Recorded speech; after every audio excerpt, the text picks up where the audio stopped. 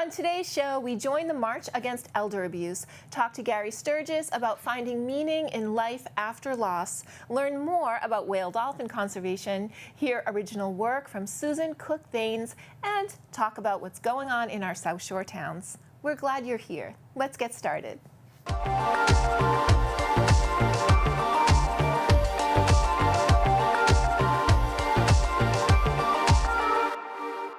Plymouth has a blue future. The town's 37 miles of coastline make it a prime location as a leader of the new blue economy, which is producing economic resources relating to our oceans, restoring damaged ecosystems, and introducing innovative technology. To educate and help cultivate the blue economic movement, the Plymouth Economic Development Foundation is hosting the second annual Blue Future Conference on October 16th and 17th at Hotel 1620, right here in downtown Plymouth. From 11:30 a.m. to 3 p.m. on both days, explore advancements in marine tech, aquaculture, and workforce development. And new sessions this year include climate resiliency and a public policy roundtable with experts and decision makers.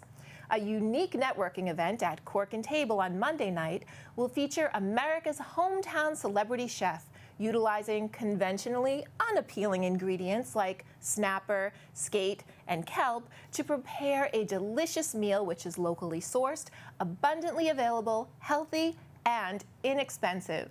The conference will wrap on Tuesday with a demonstration from New England marine tech companies of exciting new AI technology and robotics. For tickets to the Blue Future, visit plymouth-ma.biz. Grief will come into all of our lives, and normalizing conversations about living with loss can help make our suffering bearable. TIFF invited author and grief specialist Gary Sturgis back for another conversation about the journey to a new normal.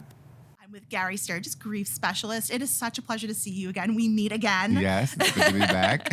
So I gotta mention that Gary helped us win the Creator Award for a piece we did last year. Can you tell me your reaction when you found out? I was so happy and surprised. I just happened to come across on the internet and I was like, oh my God, they actually won for my segment. So that's great. I'm so proud of you guys. Oh, I'm proud of you. I mean, we couldn't have done it without you. Your story is remarkable, and the advice and the impact you have on people is just immeasurable. So Thank you from the bottom of our hearts. Thank you so much. I'd like to give listeners a refresher. How did you become a grief specialist? So I had a lot of significant losses in my life. Mostly when I lost my husband, Rob. I lost him in 2009 to metastatic melanoma, which is a fancy term for a really bad cancer. And then I just recently, 2 years ago, actually today's the anniversary of my dad's death. So I lost my dad 2 years ago. And so, I think the significant losses I've had in my life were obviously my husband and my dad, but I've also lost, losing a spouse was a whole different kind of grief for me. And so losing Rob, I never realized how bad grief could actually be. I had lost my grandparents and I was sad and I was younger. And, I think when you're younger, you tend to kind of bounce back a little quicker. But when you lose that person who's your person, your go-to person, that's a tough one. And so I felt really alone in it. And I think anyone that loses someone significant that they love feels alone. So I just decided at some point I didn't want to ever have anyone feel as bad as I did. So that's why I went into doing what I did. And I went to a grief support group. And when I went to that grief support group, there were people in that group like me, which made me feel less alone. And so I decided I wanted to do that. And that was how I started out. I started being a group facilitator for bereavement support groups with people that lost a partner or spouse. And then it just snowballed from there. Can you tell us a little bit about you and your husband's story? So we met later in life. So I was about probably in my late 30s when we met. And back then, it wasn't legal to get married. So we were together for quite a while. And then we got married in 2005. It became legal in 2004. And he was just a great guy. He was in the Navy. So he was a protector. He made me feel safe. And, losing him was really hard. It's hard to lose that person that's your go-to person that you're with, 24/7. So yeah, he was a great guy. Speaking of that, what do you want the world to know about Rob? Just I want the world to not forget about Rob, and I tell people all the time that I work with as a grief specialist that it's so important to talk about the person that you lost. It's so important to tell your story, because the more you tell your story, the more you keep that person alive. And I always say you're never forgotten until someone stops saying your name. So if I want them to remember anything about him, it's that he was here and that he mattered and that his life mattered and that he was a good person. He definitely mattered. Loss is not a stranger to any of us. We will all lose somebody. When it initially happens, your brain kind of goes through that, like, is this real? Like, it's very surreal. Is that the brain basically telling the body that, like, to be in protective mode, that, like, you're protecting yourself from what's actually going on? Exactly. And I think what it is too is that your brain, your heart is trying to catch up to your brain, or your brain's trying to catch up to your heart, whichever way it's going to go. The reality, when you lose someone significant that you love, when you lose them, it's almost a shock, so you're in a fog for such a long time in the beginning, because you can't even wrap your head. It's so difficult to even wrap your head around the fact that this person no longer exists. Like, you're not going to see this person, touch this person, hear this person.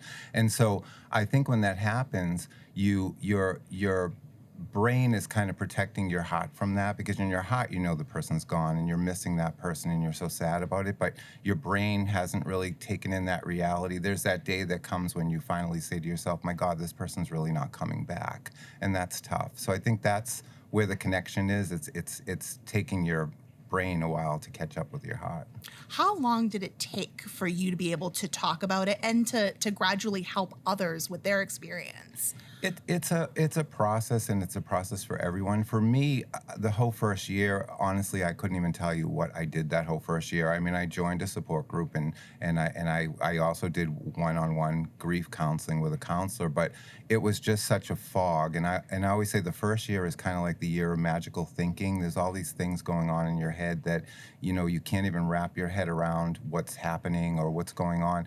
So for me, I would say at least a year it took me before I could even talk about it, and then several years before I could talk about it without crying, without having it come bubbling up again. So it's a process. I always say it's like cutting your arm. It's gushing out, bleeding horribly in the beginning, and then as it heals, it's not bleeding as much, but in the end, no matter how much time goes by, you might have that scar that's left on your arm. So every time you look down on your arm, you see that scar, and it reminds you of what happened. It's the same way when you lose somebody. Yeah. How has helping other people helped you in your grieving process? Has that brought you a bit of comfort? Absolutely. And I always tell people that the best way to heal your heart is to help someone else, because if you can take yourself out of your own head for a little while, take yourself out of, I always say it's great to have a pity party for one, but just don't stay there, and so when you're helping someone else, volunteering is a great thing to do. If you're grieving, go out and volunteer and help someone else. The minute you help someone else, it makes you feel good about yourself, because it gives you a sense of purpose. And that's one of the biggest things you lose when you lose somebody you love, is what's my purpose now? Whether you lose a child or a spouse or a parent, you somehow lose what your purpose was, especially if you were a caregiver for that person. So I think helping other people definitely heals your heart.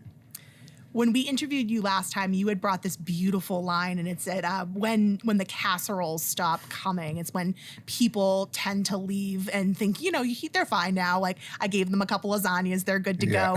How do people navigate through that when people just stop dropping by to say, are you okay? It's tough.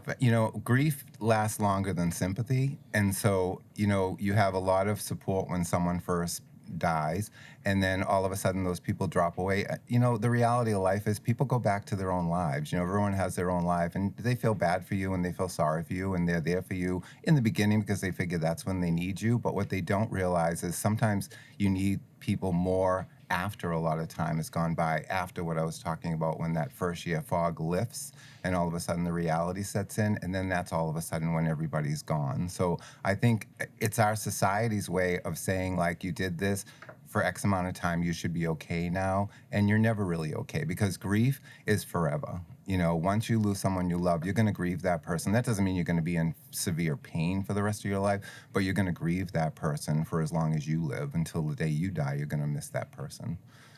You've also written a couple of books. Can you talk about what that process was like and kind of taking your thoughts and putting them down on paper for others to learn about? Sure. So when I was going through my grief counseling, my counselor said to me, a good way to get out your feelings is to write them down. And, even though counseling and support groups work for some people, talk doesn't work for everybody. So some people express their grief in different ways, whether it's painting or yoga or writing in a journal. And so I started writing in a journal. I would write every day. I would write a letter to Rob every day and tell him like what I was doing and how I was missing him.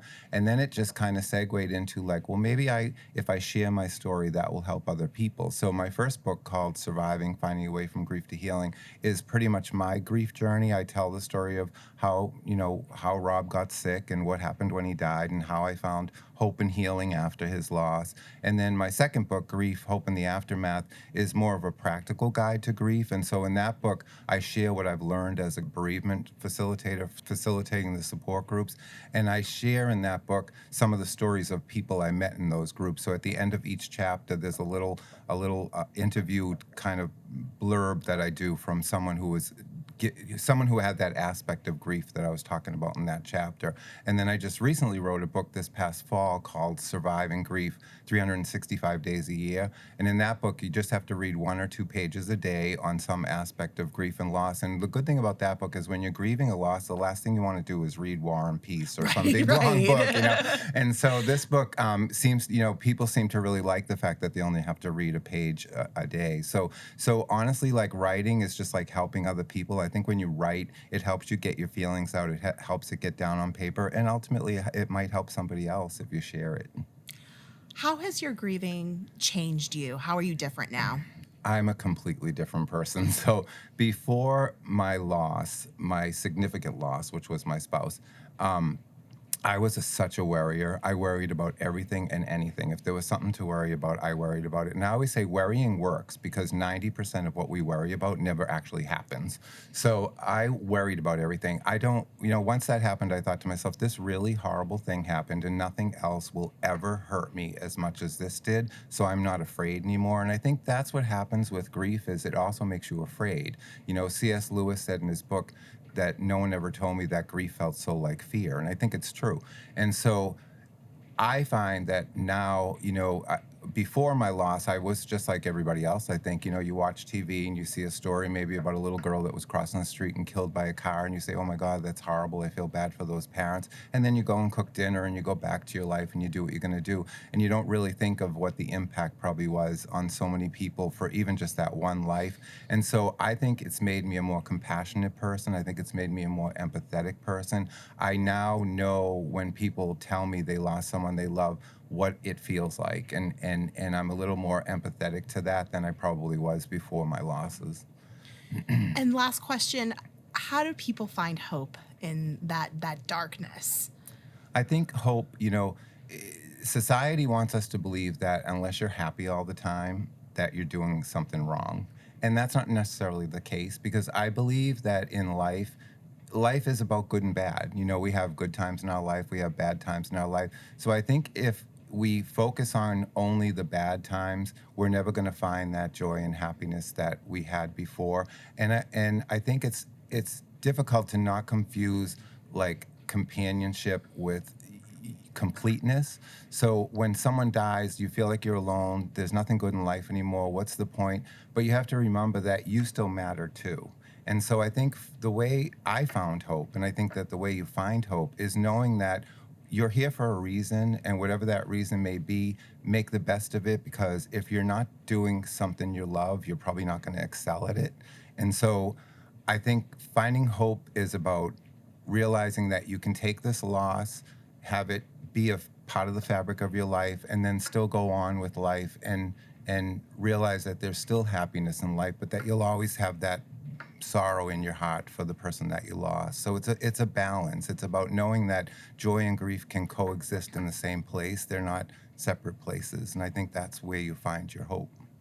And that's a beautiful place to leave off. Gary, you are just doing the most amazing, selfless work.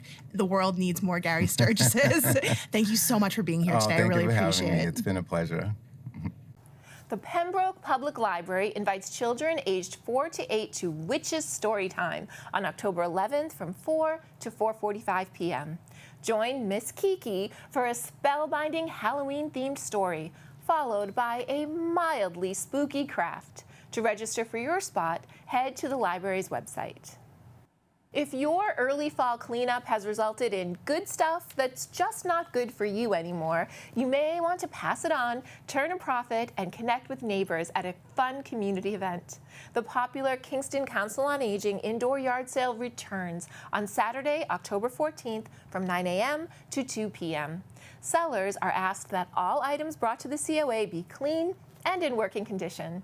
Rent up to 3 4-foot round tables or up to 3 6-foot rectangular tables. Call Kathy at 508-631-7628 by October 11th to reserve your spot. It's estimated that each year over 5 million of our older adults experience financial exploitation, abuse, or neglect. This statistic is frightening and unacceptable. To shine a light on World Elder Abuse Awareness Day, Old Colony Elder Services partnered with the Plymouth County District Attorney's Office, the Plymouth County Sheriff's Department, and the Plymouth Center for Active Living for the annual Walk to End Elder Abuse. We went on the local scene to learn more. We're here today to bring awareness for World Elder Abuse Awareness Day, which is June 15th. The event shows worldwide that elder abuse is happening, and we want to build awareness to that to let people know what the signs and symptoms are so that they know what to look for to report it in order for us to get in there to help an elder. Well, I think it's important every day to support elders, in particular with abuse.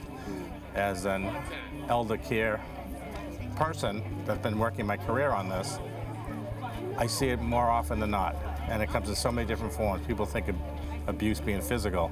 A lot of it is mental, it's emotional, it's financial. And that's what we see a lot, and it goes undetected.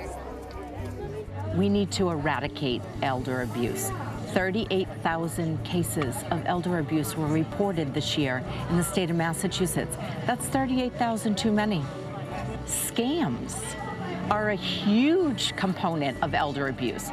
Elders are targeted daily, even in Plymouth, daily, with scammers who want to take anything they can from them, and they're vulnerable.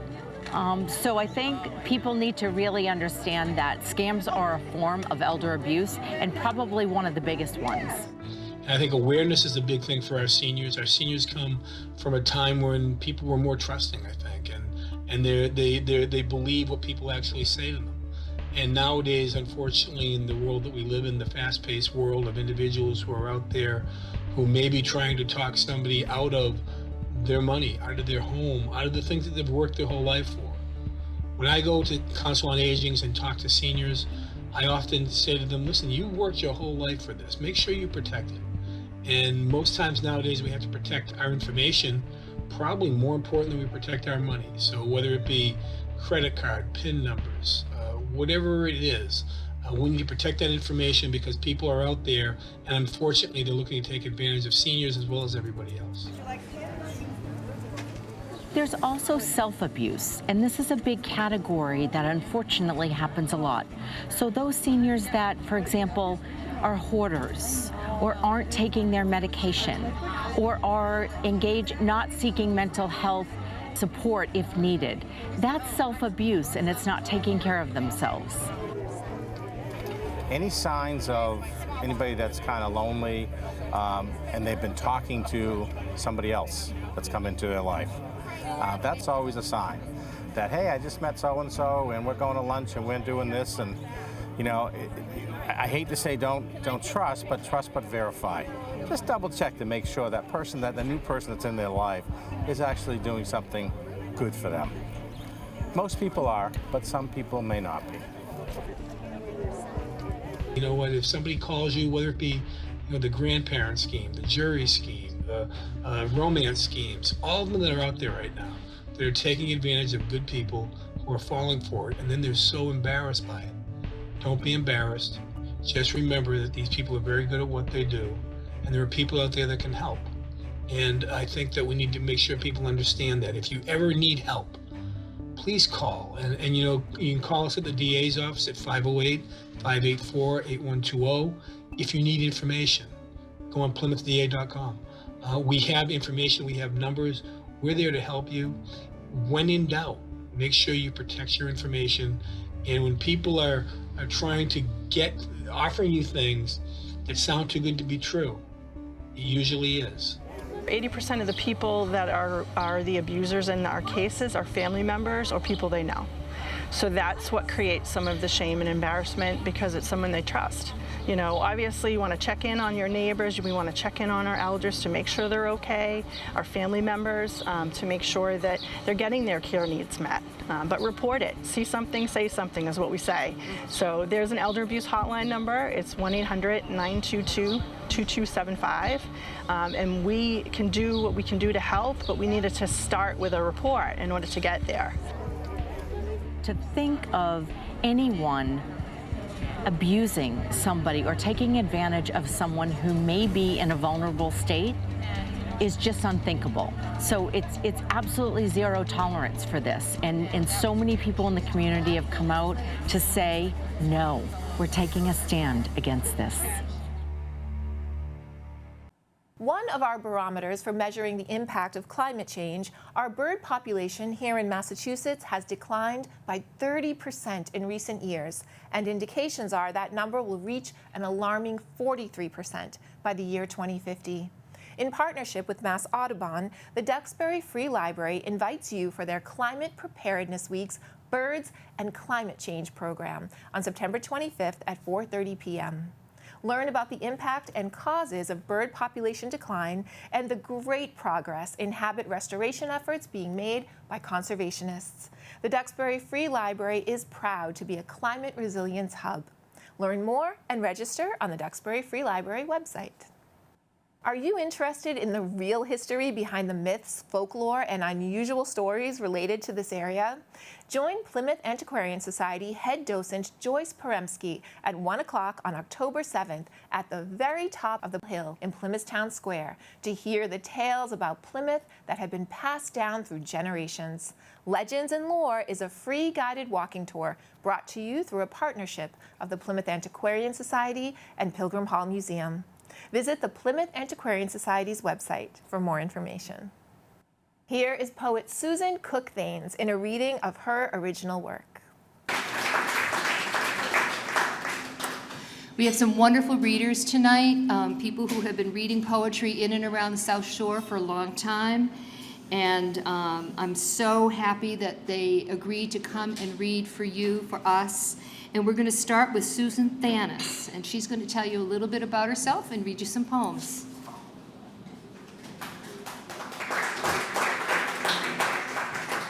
Good evening, everyone. And so I'm really pleased to be here. This is wonderful to be part of this hometown group, although I live a couple of towns over in Duxbury.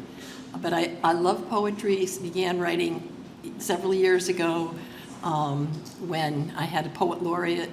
Had a poet come to teach in my high school, and she had a class for teachers after school. That was back in the 70s, a long time ago. But I do love being here, and I thank you very much for listening. I'm going to begin with a poem that is about me when I was quite young. Lemonade. Freckles galloped across the bridge of my nose, new spots appearing each summer. They'll fade, you'll see, everyone said when I was 12. But not believing them, I'd sneak into the kitchen, peer inside the refrigerator to look for a lemon tucked under the lettuce in the bin below. Then, with knife in hand, I'd creep upstairs, hoping no one was in the bathroom.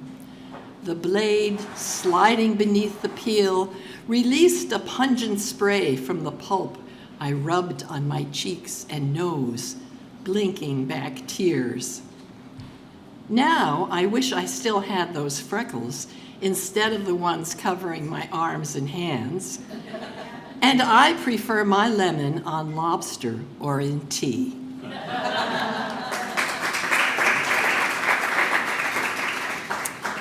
And this other one, this next one, does sort of fit being here with you wine drinkers.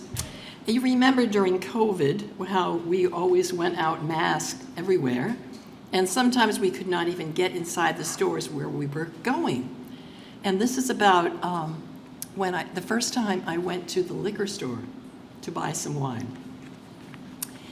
Liquor store hold up. Face masked, I strode up to the bar door and said, "Give me 2 bottles of wine." My credit card poised like a snub-nosed pistol. The woman guarding the door warned, "You wait here," and slid back inside holding my credit card. I waited and wondered what was taking so long. Finally returned with 2 bottles, different sizes. She asked, "Which one?" I replied, "Give me both." It's amazing what fun to go around masked. If I had paid with cash, she wouldn't even have known who the masked bandit was as I made my getaway.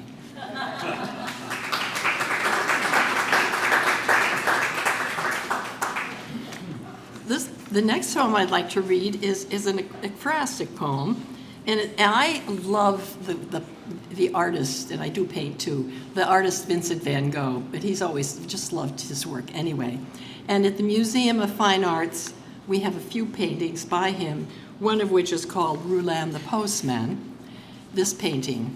And my poem is called Hanging a Print of Rouland the Postman. Dear friend, let me look into your eyes, blue as the serge suit you are wearing. You deserve so much more than the gold on your jacket. It cannot repay your relationship with my first love, the Dutchman, whom you alone befriended when he was living in Arles. Yes, I know you are married, have 5 children. I've often watched your wife rock the cradle, crooning her lullaby. Your older son once spent time in the small room off my bedroom. Now you inhabit my guest room. It's so much better having you here, you see. In the past, the only way I could spend time with you was at the Museum of Fine Arts, and then it was never in private. Someone was always looking over my shoulder. Please give me your gnarled hands. Let me massage those arthritic fingers. You know you must keep them in shape. You still have many more years to deliver papers. What a pity you'll never receive mine.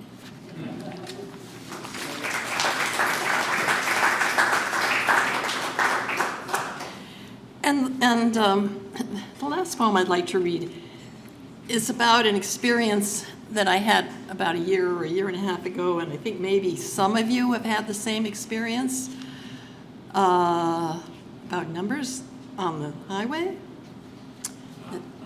Turn here. Yesterday, I left home for exit 6A in Plymouth, but drove right by it. 6A was nowhere in sight. When I found myself at the bridge to the Cape, I knew it wasn't right. It was a bridge too far. Confused, I headed home to exit 10, but it had doubled its number to 20. I was Charlie on the MTA, unable to reach my destination. Now I couldn't even find my home. What in tarnation could I do? My only thought was to take any exit and find a route I knew by heart. What peace, what comfort to find a familiar highway. I turned left, kept driving past signs for Gulf Gas and Dunkin' Donuts, feeling so relieved I missed my road, but had a lovely drive in the countryside before I turned around and rolled right into my driveway. Thank you very much. Would you like to broaden your language-speaking horizons? On October 5th from 2 to 3 p.m., the Kingston Public Library invites you to Intro to Mango Languages, a language learning system and app that boosts cultural knowledge and adapts to your unique learning style to help you learn vocabulary, pronunciation, and grammar. Space is limited to 5 participants. To register, visit the KPL website. For Mass Health subscribers, it's almost time to renew your coverage. If you could use some assistance, the Plymouth Center for Active Living is hosting a Mass Health renewal session on October 5th from 10:30 a.m. to 4 p.m., when enrollment assisters will be on standby for one-on-one sessions to help you. Please bring blue Mass Health envelopes, a form of ID with your name and birth date, proof of income, assets, and your Social Security number. For more information, call 508-830-4230. Whale Dolphin Conservation Marine Animal Rescue and Response Team is an emergency team that saves marine mammals in peril. Here's WDC's Sarah McCormick with more. Whale and Dolphin Conservation's Marine Animal Rescue and Response Team acts as first responders to seals, whales, and dolphins who need help along beaches from Weymouth through Plymouth. If you come across a sick, injured, or deceased marine mammal in this area, please call our hotline at 617-688-6872. Our team of trained responders will evaluate the animal's health, provide medical care if necessary, or conduct an examination on deceased animals. Please keep safety in mind and stay about 150 feet away from the animal to keep both yourself and the animal safe. You can assist our team by noting your location and taking photos of the animal from a distance. Make sure to save our hotline number in your phone in case you see a marine mammal who needs help. Our number is 617-688-6872.